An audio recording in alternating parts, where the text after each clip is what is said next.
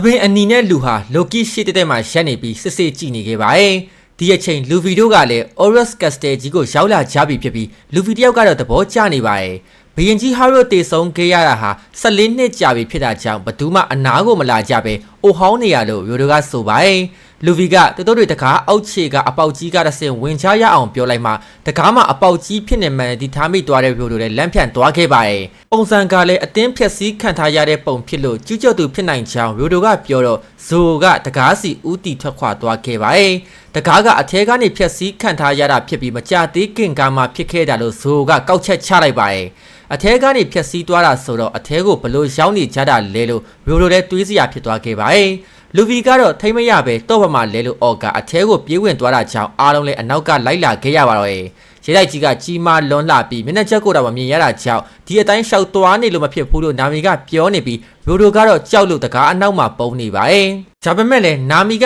ကလိုင်မာတက်ကိုထုတ်ပြလိုက်တာကြောင့်ရိုဒိုလည်းမတက်တာတော့ပဲဇိုနဲ့နာမီကိုတဲကအထဲကိုဝင်လာရပါတော့ရဲ့လူဗီကတော့ပမာလဲလှမ်းပြီးတော့ရိုဒိုကသူဟာယာဒူးကြီးမဟုတ်တာကြောင့်ရဲတိုက်ထဲကိုတခါမှမရောက်ဘူးလို့ဆိုပါတယ်။ရဲတိုက်ကြီးကအိုဟောင်းနေတာကြောင့်တစ်ပင်ကြီးတွေပါပေါက်နေပြီဖြစ်ပြီးလူဗီတယောက်လဲဟိုဟိုဒီရှောက်ဆက်စုနေပါတော့ရဲ့ရဲတိုက်ကအတော်ပြက်စီးနေတာကြောင့်ကျူးကျော်သူတွေလက်ချက်လာလို့ဇိုကမေးတော့ဘရင်ကြီးဟာရိုနဲ့လူကီတို့ရဲ့အပြင်းထန်တိုက်ပွဲကြီးကြောင့်ပြက်စီးကုန်တာလို့ရိုဒိုကရှင်းပြလိုက်ပါတယ်လူဗီကတခုခုကိုမြင်ပြီးအံ့ဩသွားတဲ့အတန်ကြောင့်ရိုဒိုတို့လည်းလိုက်လာကြည့်ရဲ့အခါအခန်းတစ်ခုလုံးမှာဂျိုင်းရဲ့အယိုးစုတွေအပုံလိုက်ဖြစ်နေခဲ့ပါတယ်ဘရင်ကြီးဟာရိုတေဆုံးခဲ့တဲ့ညကရဲတိုက်ထဲမှာစစ်တီတော်100ကျော်ရှိနေခဲ့ပြီးလိုကီလက်ချက်နဲ့တေဆုံးခဲ့ကြကလိုကီနဲ့ခေါင်းဆောင်ဂျာရူတို့နှစ်ယောက်သာရှင်တန်ခဲ့တာလို့ရိုဒိုကဆိုပါတယ်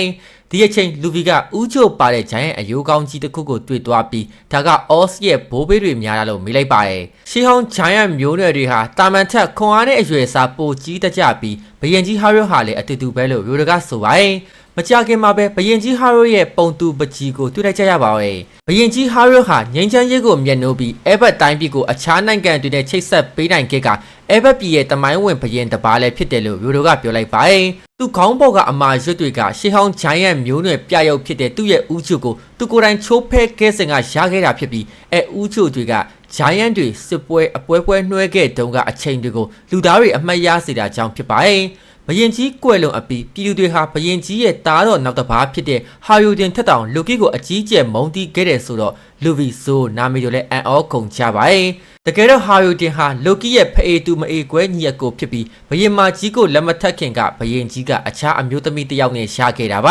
ါပြည်သူတွေကဟာယိုဒင်ရဲ့မိခင်ကိုဘရင်မအဖြစ်လက်သက်မခံကြပဲသူမဟာတခြားဂျိုင်းယန်တိုင်းပြည်ကဖြစ်တာကြောင့်ပါဒီလိုနဲ့ပဲတူတူလဲလှေကားကြီးတစ်ခုဘက်ကိုတက်လာခဲ့ကြပါရဲ့ဂျိုင်းရဲ့မျိုးနွယ်ချင်းတူတာကိုဘာလို့လက်မခံကြရလဲလို့ဇိုကမေးတော့လူသားတွေတောင်မှနေမြေစည်းစိမ်တွေကြောင့်အချင်းချင်းစစ်မှတ်ဖြစ်ပွားနေကြသေးရင်ဂျိုင်းရန်တွေလည်းအတူတူပဲအဲဘတ်နန်းတွင်းမှာအဲဘတ်တွေပဲစီစဉ်ရမှာကြောင်းလို့ရိုဒိုကဆိုပါရဲ့ဒါဆိုမင်းကဘာလို့ဟာယိုဒင်ရဲ့အဖွဲထဲဝင်ခဲ့တာလဲလို့ဇိုကမေးလိုက်ပါရဲ့ရိုဒိုဟာငငယ်တုန်းကအနိုင်ကျင့်ခံကောင်လေးတယောက်ဖြစ်ခဲ့ပါရဲ့တနေ့ရိုဒိုပုံဆွဲနေတော့ဟာယိုဒင်ကရောက်လာပြီးစာရွက်ကိုဆွဲယူလိုက်ပါရဲ့ရိုဒိုကကြောင်းနေပေမဲ့ဟာယိုဒင်ကတော့ဝမ်းသာအားရချီးကျူးလိုက်ပြီးသူ့ကိုလည်းပုံဆွဲတင်ပေးဖို့နဲ့တငယ်ချင်းလောက်ကြရအောင်လို့ပြောခဲ့ပါတယ်ဟာယိုဒင်ဟာစိတ်ကောင်းရှိတဲ့ဒေဒိုးသမားတစ်ယောက်ဖြစ်ပြီးဘရင်သားတော်ဖြစ်ပေမဲ့လည်းနန်းတွင်းမှာမနေထိုင်ခဲ့ပါဘူ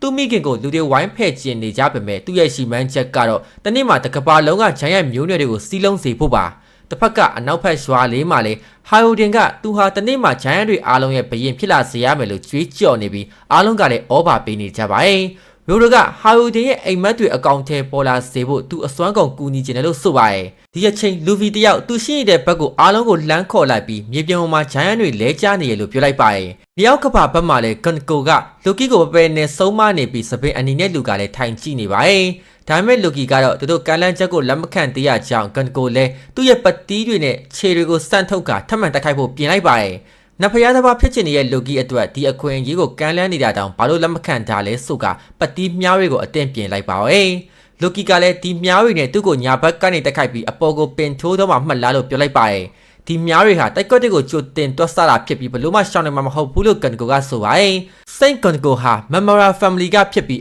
LOL Few ကိုစားထားသူလည်းဖြစ်ပါရဲ့နောက်ဆုံးအနေနဲ့ Night of God အဖွဲ့ထဲဝင်မလာလို့လိုကီကိုထပ်မေးလိုက်ပေမဲ့လိုကီကတော့လုံးဝပဲအယူကောင်းနေလို့ပြန်ပြောလိုက်ပါရဲ့ကန်ကိုကလိုကီစီအရှင်ဟောင်းနဲ့ပြေးလာခဲ့ပြီးညာဘက်ပါးကိုဖြတ်ကန်လိုက်ကမေးစီကိုပင်ထိုးလိုက်ပါရဲ့ နောက်တစ်ချိန်အရှိကိုထပ်တိုးလာပြီးထပ်မေးပြန်ပေမဲ့လိုကီကပြောင်ပြလိုက်တာကြောင့်ဂန်ကိုလည်းဘိုက်ကိုထိုးခေါင်းကိုကန်ပါးကိုကန်တဲ့တရဇက်တက်ခိုက်ပါပဲ